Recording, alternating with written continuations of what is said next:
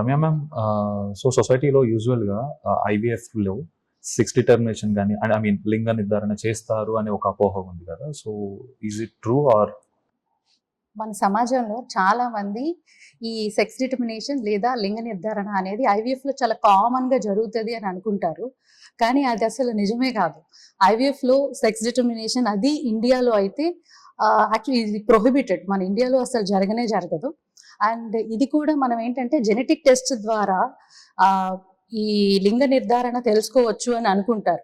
అలాంటి యాక్ట్ ఒకటి మన ఇండియాలో కంప్లీట్ గా ప్రొహిబిటెడ్.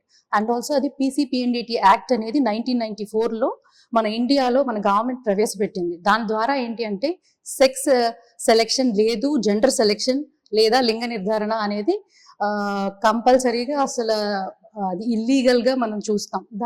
దాని ద్వారా ఎవరైనా అట్లా చేసినా ఐదర్ డాక్టర్ లేదా పేషెంట్ ఖచ్చితంగా వాళ్ళు పనిషబుల్ అనమాట. కాబట్టి చాలా మంది మన దగ్గరకు వచ్చినప్పుడు మాకు అమ్మాయే కావాలి అబ్బాయే కావాలి అనేది చాలా కామన్ గా అడుగుతూ ఉంటారు. అదేదో మనకి ఈజీగా అవైలబుల్ గా ఉండేటట్టు. బట్ అది మాత్రం మనం ఇండియాలో అయితే ఖచ్చితంగా చెయ్యం.